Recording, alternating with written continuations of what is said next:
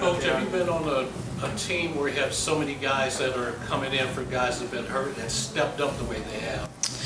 I think it just speaks to the depth of our roster.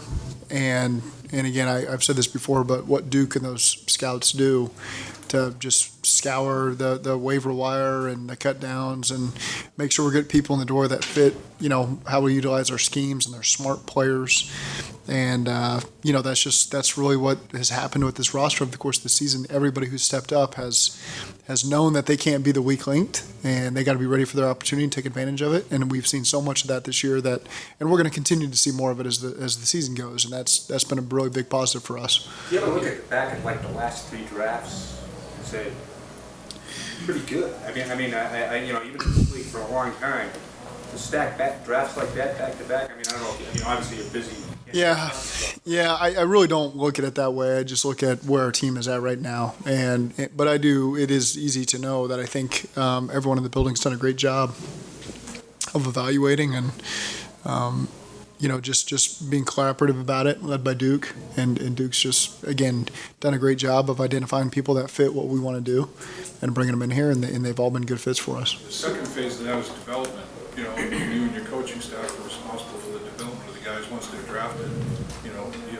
Get them ready to indoctrinate into your system. No, you're right. I do think that we've got great coaches in our staff that are good teachers and good communicators. But also with that, the players that we bring in are willing to do what it takes to improve. And they're just not stubborn, that think I've got it all figured out, and they're willing to take the coaching from coaches, from veteran players, and continue to improve. And that's what you see from our team. Do you have an update on Hayden? I know he wasn't in practice today.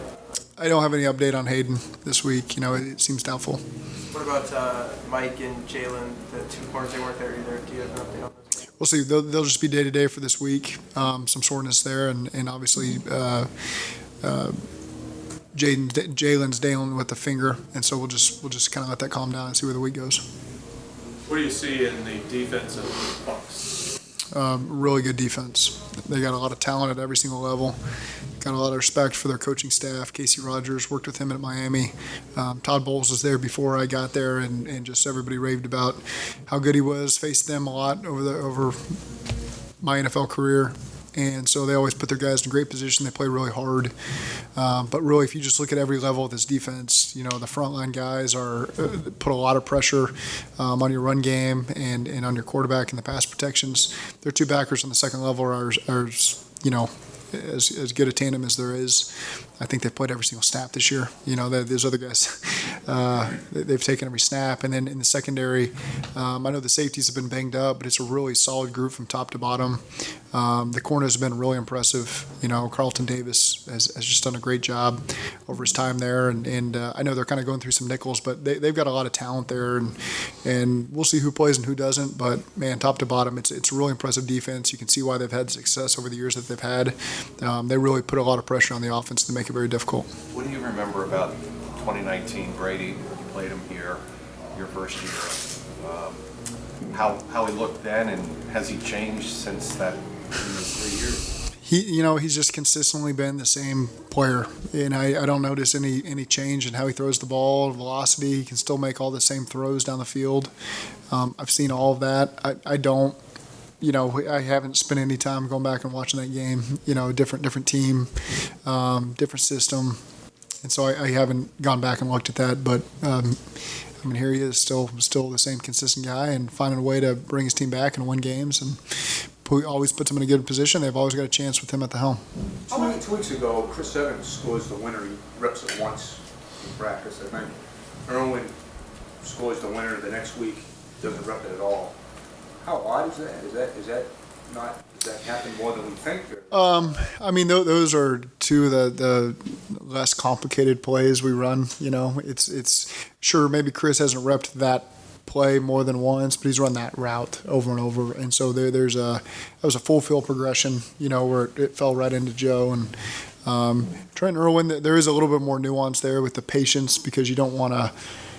It's an unknown of how quickly the back's going to be able to get the quarterback the ball, how quickly he's going to be able to get his fingers on the laces and put it, a decent ways down the field. So there is some nuance there to have the right amount of hesitation once you see the safety commit and not not be 70 yards down the field and now the quarterback can get you the ball. But so Trent did a nice job kind of gearing it down and put himself in a good position there.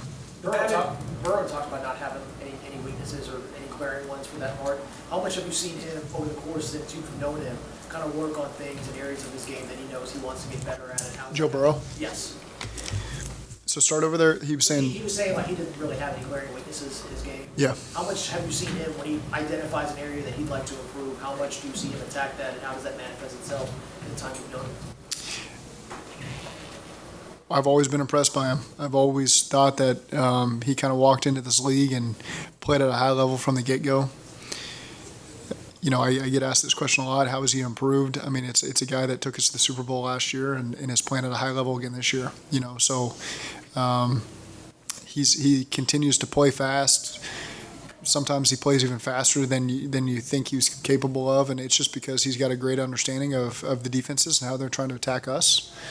And he can counter that quickly by getting the ball to somebody who can attack them a little faster. And I think that's really valuable to have, to be able to play and take pressure off your offensive line by playing that fast. Also knowing when to hang on to the ball and be more aggressive down the field, which he can do.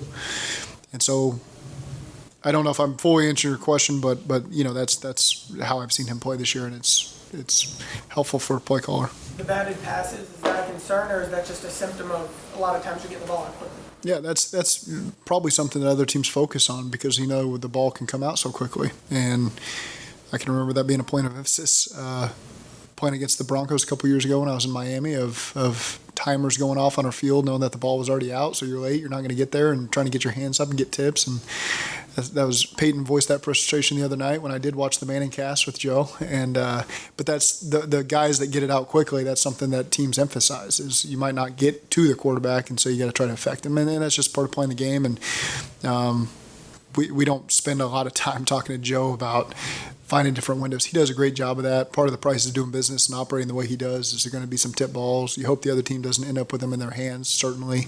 But again, he does a great job, and those are just some of the incompletions we end up throwing is when the balls get tipped. And some of them are a great job by the D-line, kind of waiting to see the ball go up. Sometimes they're in the middle of a game and they throw up a hand, and there's been a little bit of both of that, but not something we're too concerned about. Sorry if I missed this, but any update on Hendrickson? Not yet. He'll just be day-to-day for this week. I don't know if there's anybody left in the building that you haven't given a game ball to yet, but what does the personnel staff got to do to get a game ball at some point? Have you given them one? They're grouped in with that team game ball that we had against Tennessee. They're grouped. Well, they haven't been done yet. There's a lot that have to be produced there. So they haven't physically been handed out yet. So yeah, you must have been talking to a couple of people at practice maybe who are in town, who are back in town this week. I trust me, they're a major part of what we're doing, and we'll make sure that they're always involved. Would you ever give up game balls after the draft or free agency to try to appease these people?